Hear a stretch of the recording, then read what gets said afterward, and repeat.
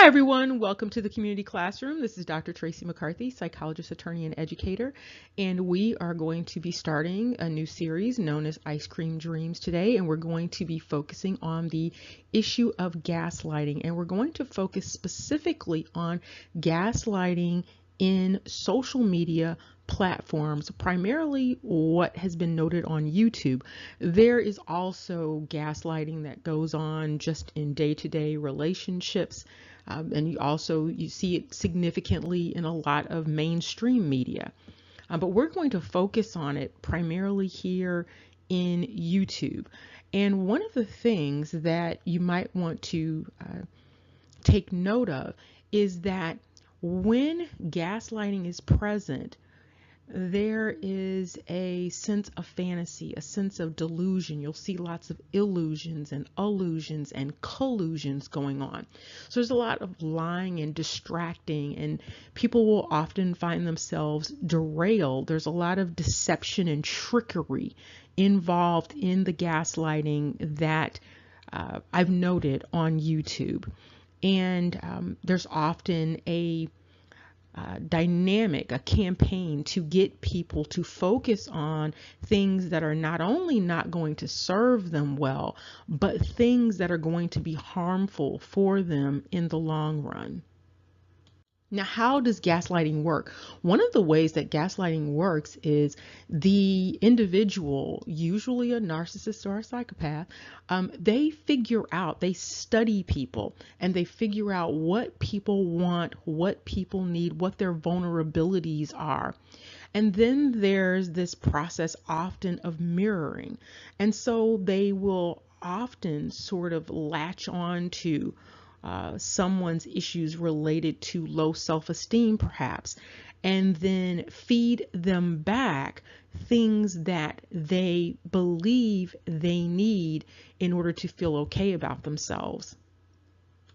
And so one of the things that individuals might do when they are planning a gaslighting campaign is it might start off with all sorts of flattery and all sorts of things to suck someone in, and then the tables will eventually turn.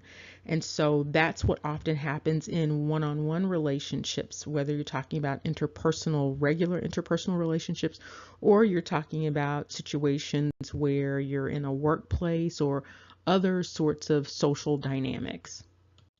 Those who are engaged in this gaslighting campaign, they also tap into what is probably an issue with boredom. And so there is a lot of drama creation. You'll see individuals being slandered on YouTube. You'll see what's known as libelous behavior. You will see this sort of pull for individuals who are very invested in seeing the bad in other people and thinking bad of others. And so you'll also see a dynamic of blaming other people. And so people will sort of get on this drama, slander, thinking bad of others, bandwagon. And also what comes with that for many people is this sort of upliftment of self while looking down on other people. And some of these deceptive dynamics are reminiscent of ice cream. And so like ice cream looks really pretty. It looks scrumptious. It even tastes good in small doses.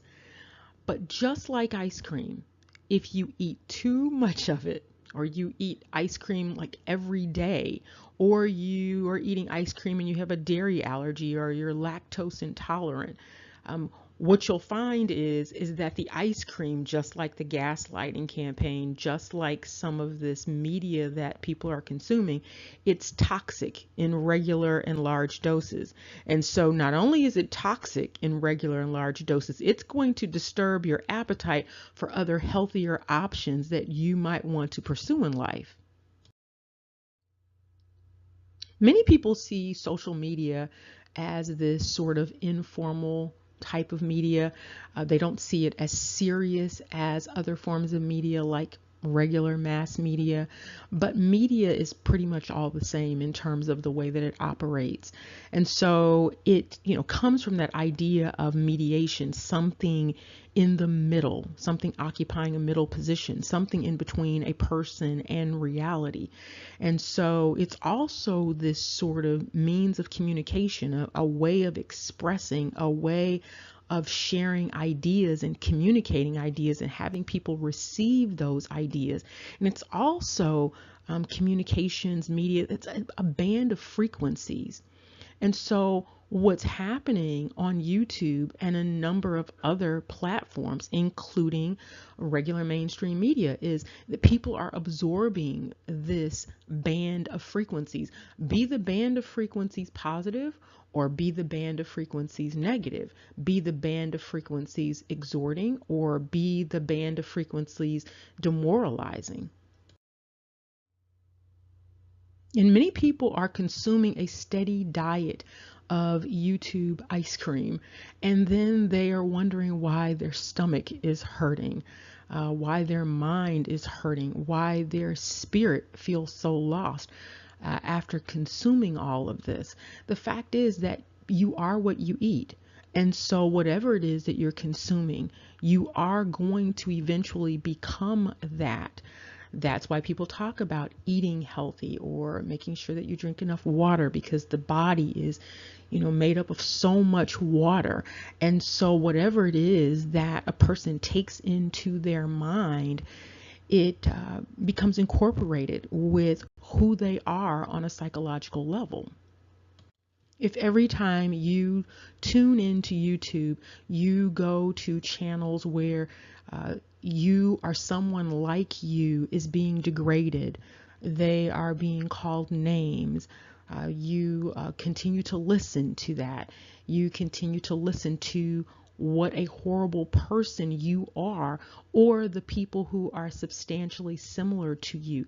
If you keep listening to that, over time, you will tend to internalize some of that, even if you don't believe that you're internalizing it. And again, even though something might initially present as something that you might want to take on, you might see something where it looks like a really interesting topic, and you tune into it, and the next thing you know, you're hearing all of this negativity about either yourself, or even if it's not about you, it can be about other people.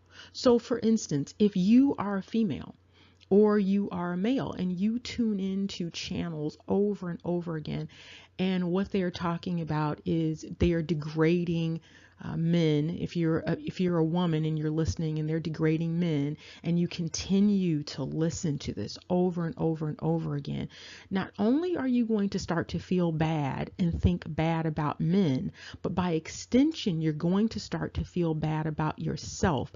It only takes a leap to realize that every male and every female, they are created by a male and a female. And so if you are listening to someone go on and on and on about what half of you happens to be, eventually you're going to take that on. Same thing with males. If you continue to go to a channel that talks bad about females, after a while you'll initially start to feel bad, when you're thinking about females, have all sorts of negative thoughts, but eventually it'll hit you in the same way that it hits a female, even on an unconscious level, that all of that bad stuff is half of what you are.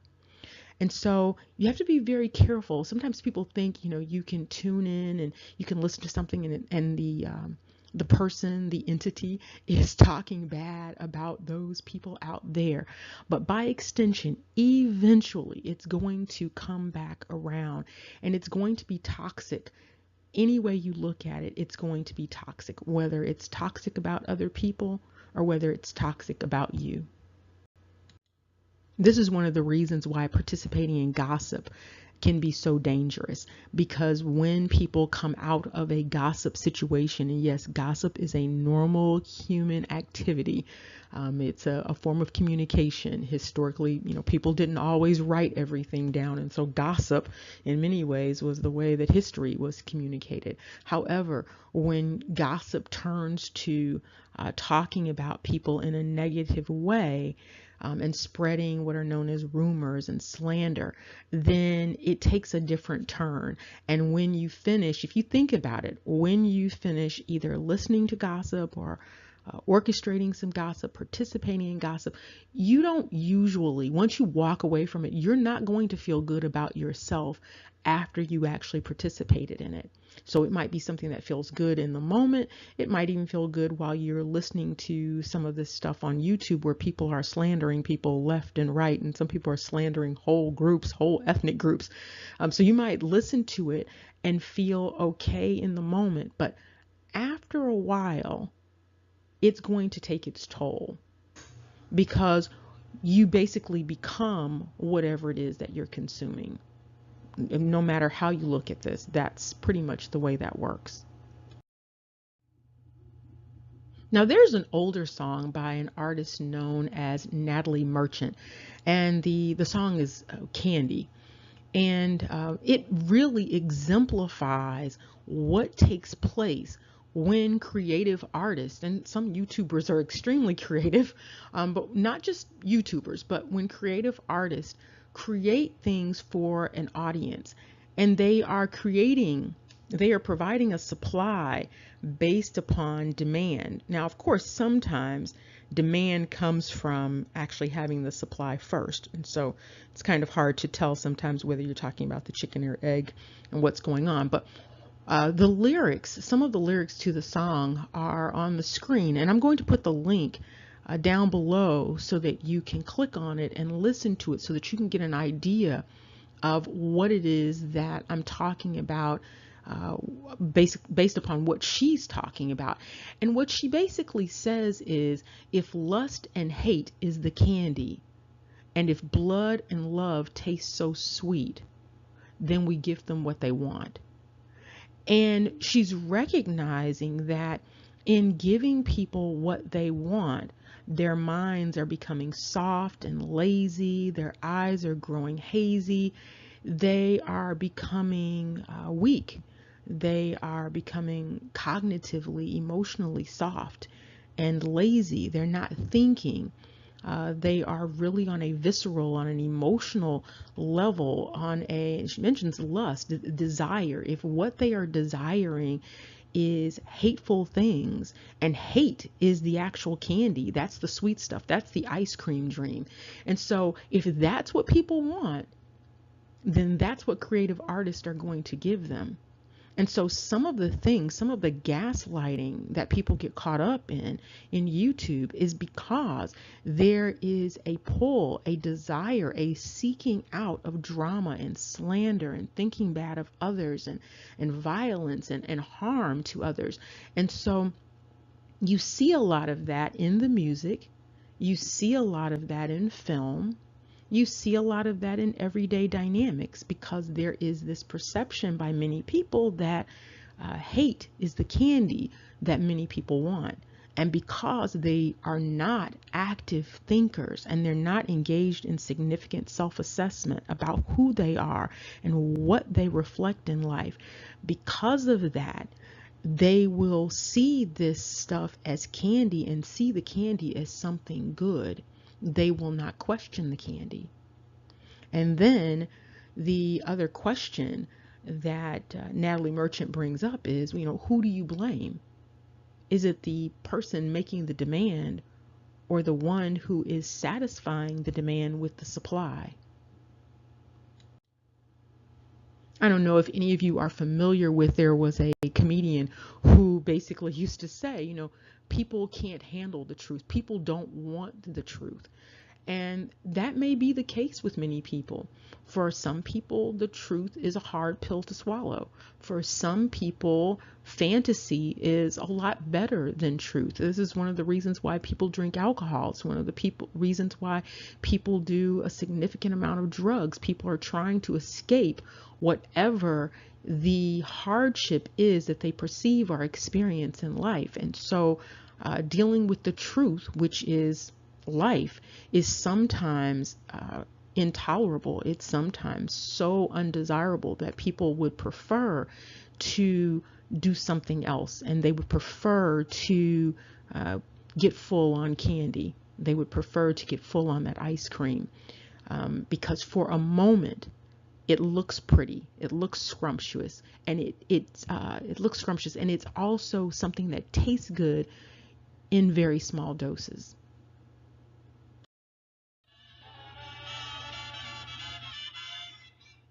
Now, how do you know if you have stumbled upon some of this gaslighting that I'm talking about, some of this toxicity? One of the things that you'll notice is there will be a theme on the YouTube channel or the mass media. There will be a theme, and the theme that you will notice is it's going to follow one of these lines, and you just be on the lookout for it. So one of the first things that you might notice is there's a lot of externalizing and projecting and deflecting.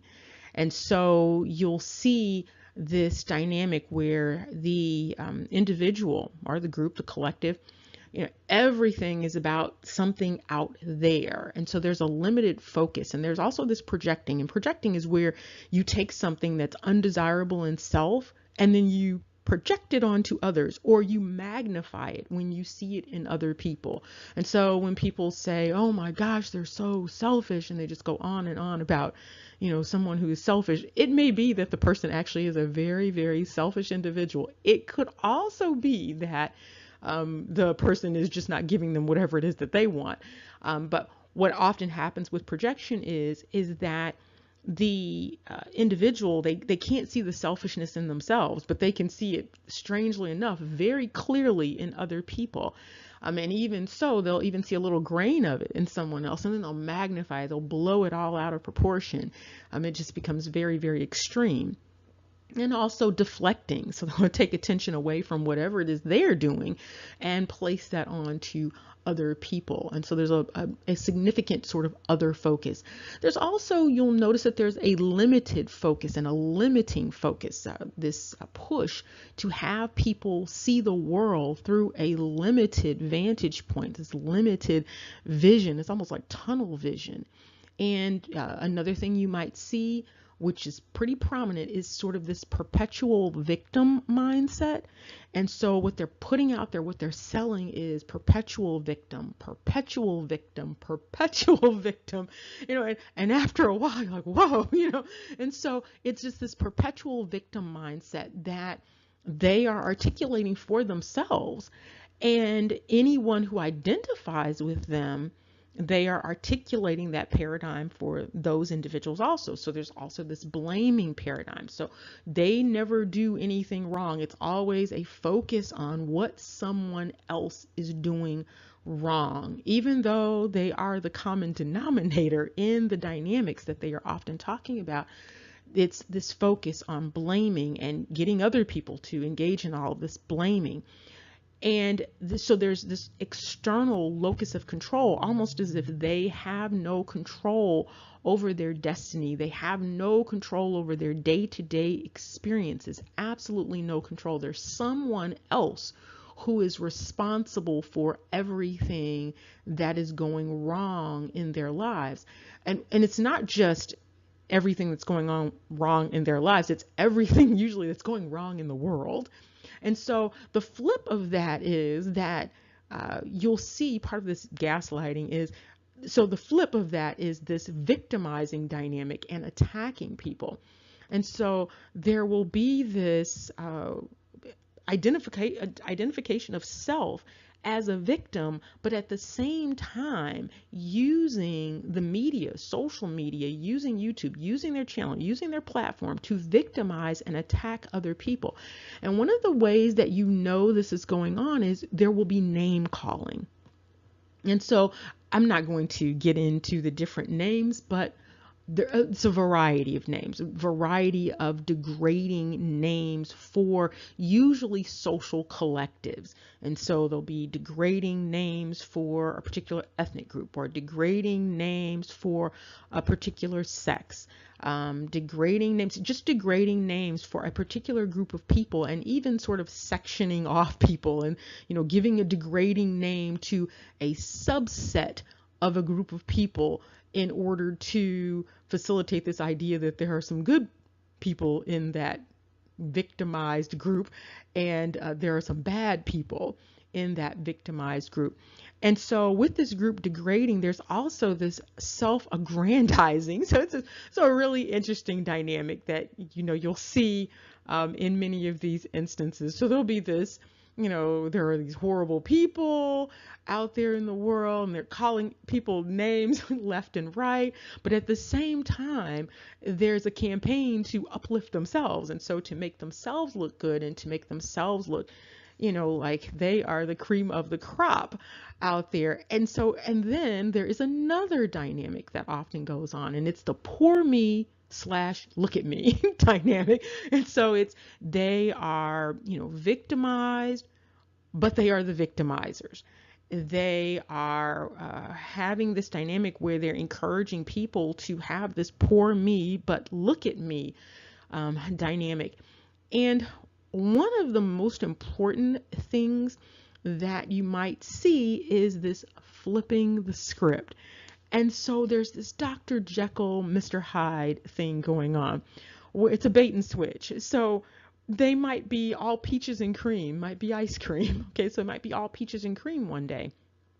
And then you turn around and they are off to the races going in another direction. So things might have seemed very positive at one point, but the next thing you know, they are engaging in this victimizing, attacking, name calling, degrading an entire group of people, at the same time self-aggrandizing, where at one point they seemed like all of this goodness and light. They were basically an ice cream dream, that turned into a nightmare.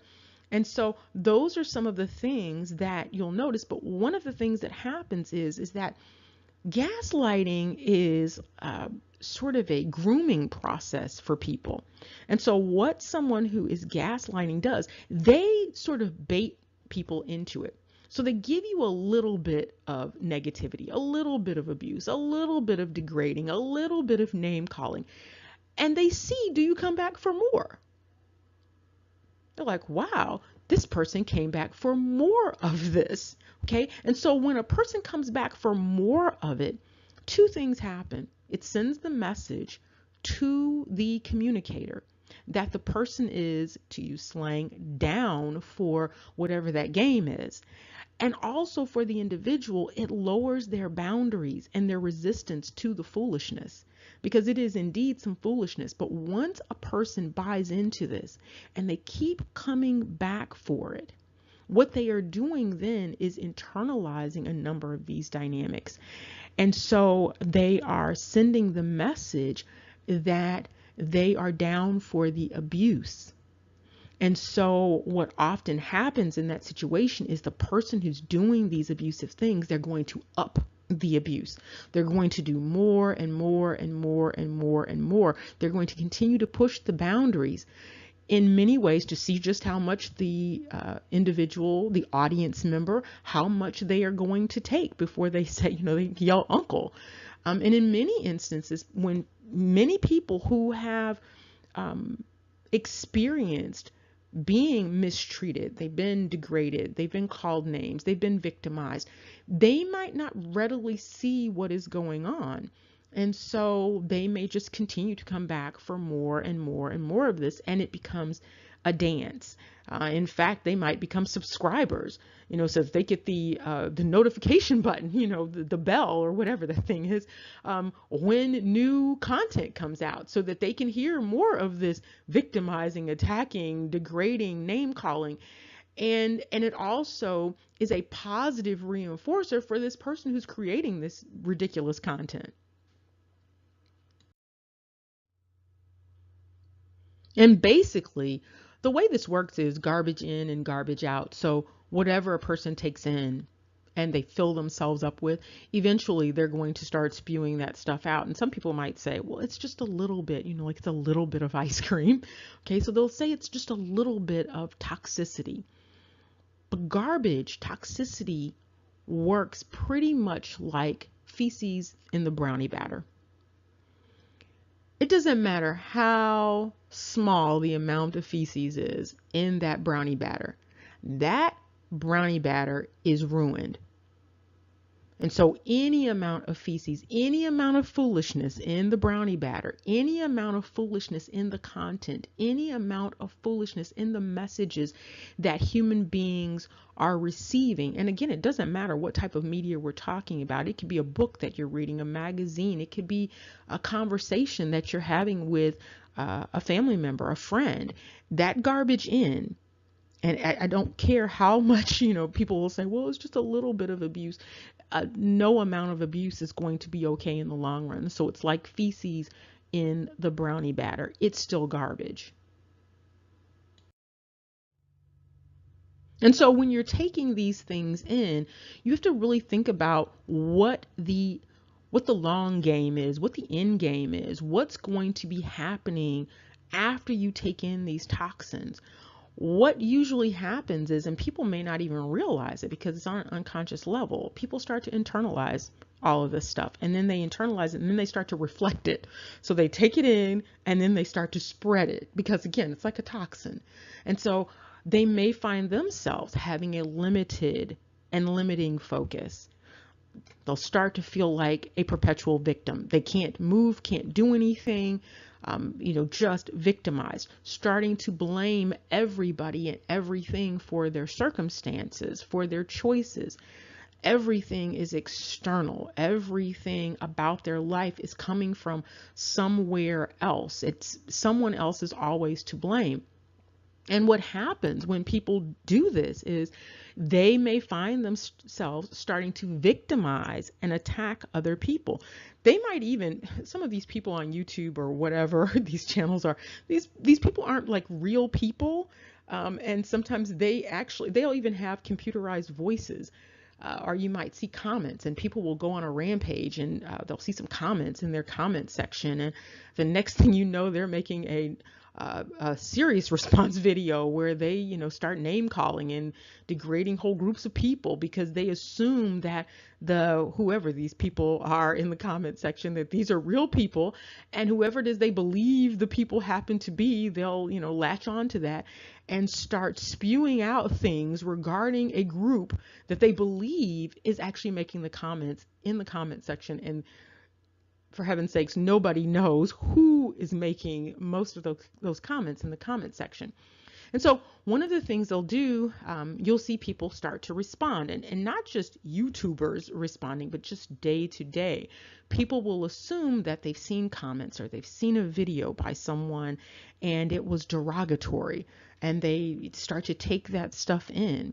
And because the person presented as a particular type of person, they might, suggest that they are a particular ethnic group, they are a particular sex or gender, and people take that and run with it, and then will start to have negative thoughts about the people based upon this perception of whoever this YouTuber or whoever this media maker happened to be. They'll make all sorts of decisions and responses based upon that. So they'll have this fantasy male on YouTube making these videos with all of this foolishness in it, and then we'll turn around and start to mistreat the males who this fake person was pretending to be. Works the same way with females.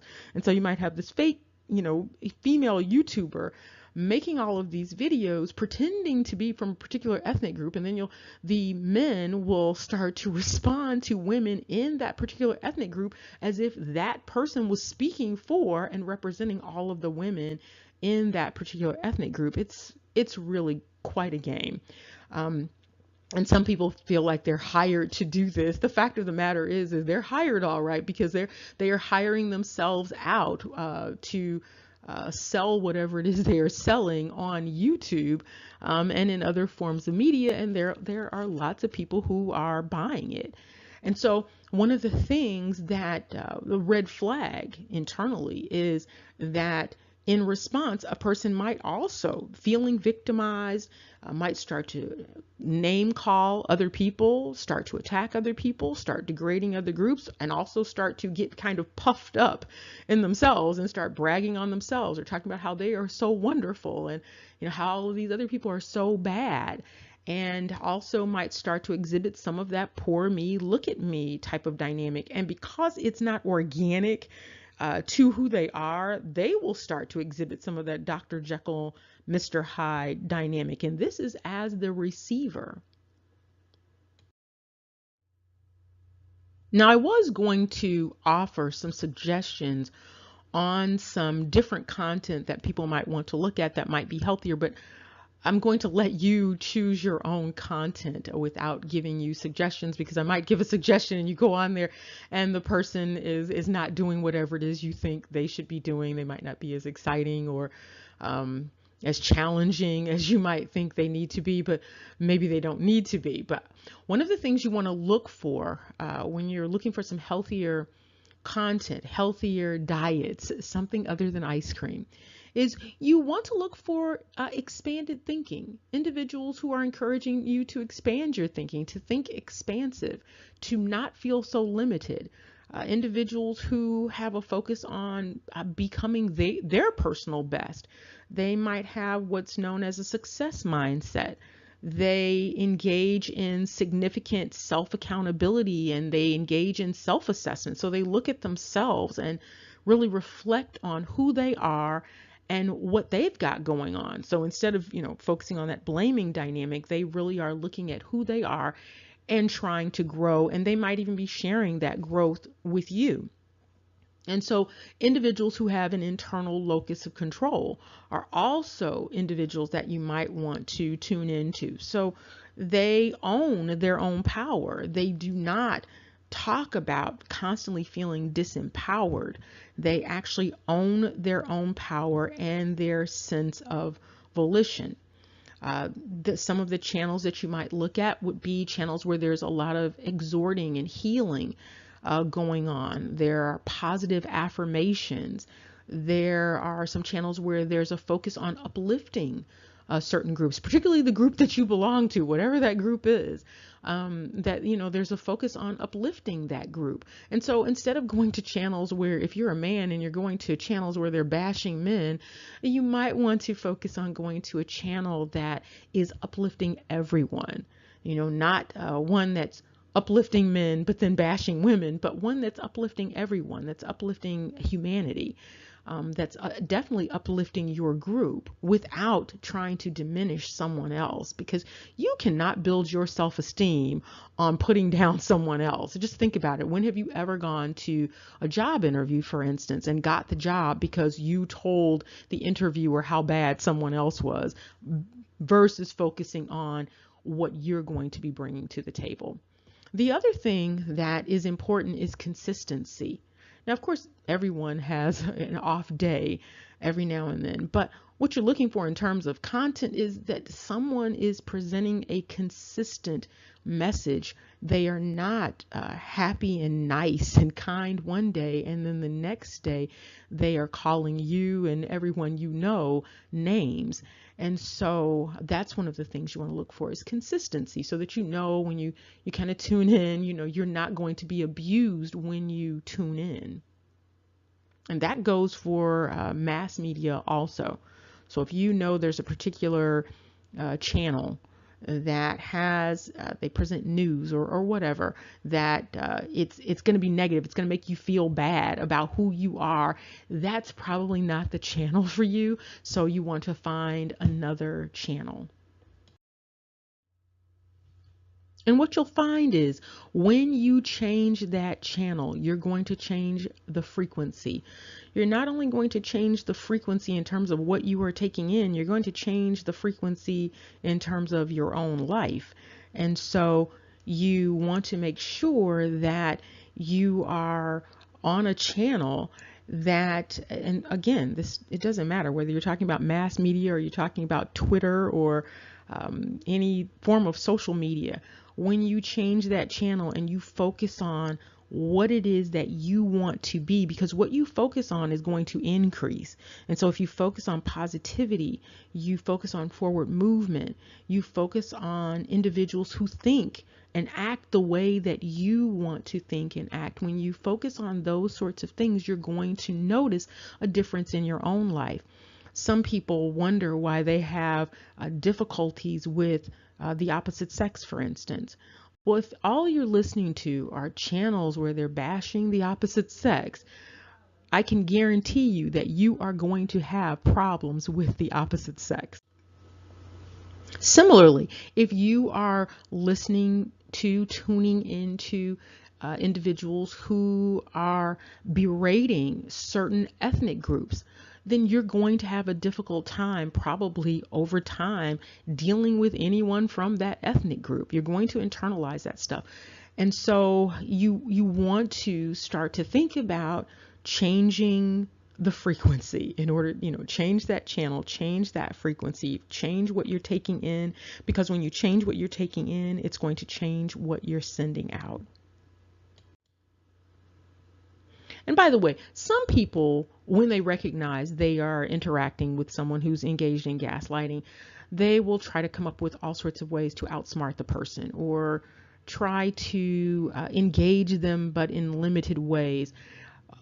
Usually the best way to deal with gaslighting is to avoid the person who's engaging in that behavior altogether. It's not a battle that a person's going to win. And so, arguing with them to make them change their mind or change their vantage point is usually going to be a losing battle. And so often it's just best to simply change the channel.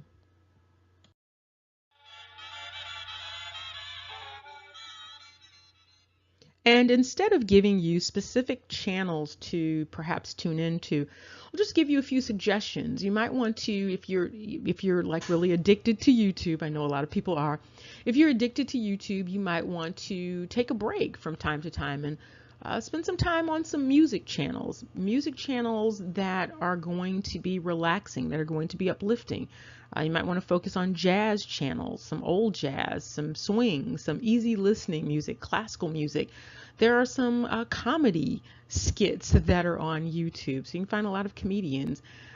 You can also revisit some of the health and beauty channels. YouTube used to be a haven for the natural hair community. And so it used to be a fairly benign place. And so you might want to revisit and reconnect with some of those old communities, some of those old YouTubers you haven't visited in a while you've been distracted by this gaslighting. And there are some channels that have spiritual inspiration. So you might want to check some of those out. Just consider taking a commercial break. And one of the other things to consider is also visiting these channels, these sort of lighthearted channels, after you've been engaged in some heavy YouTube viewing. This would include this channel. So if I'm talking about something pretty heavy, you might want to change things when you leave a channel. And so you might want to do one of these things, listen to some jazz, listen to some health and beauty, because it's going to reset your YouTube channel, because they do a lot of analytics. So they will, once you watch a video, they're going to send you more videos. They're going to recommend more of that stuff for you to watch based upon what you just watched. And so if you change it up and watch some of this stuff in between things, then you're going to get a different set of recommendations. So after you listen to something heavy, you want to go and listen to some of this stuff or look at some of this stuff, and because it's going to perhaps give you things that are going to serve to be detoxing versus giving you more toxicity. All right, remember, knowledge is power. Take care and see you soon.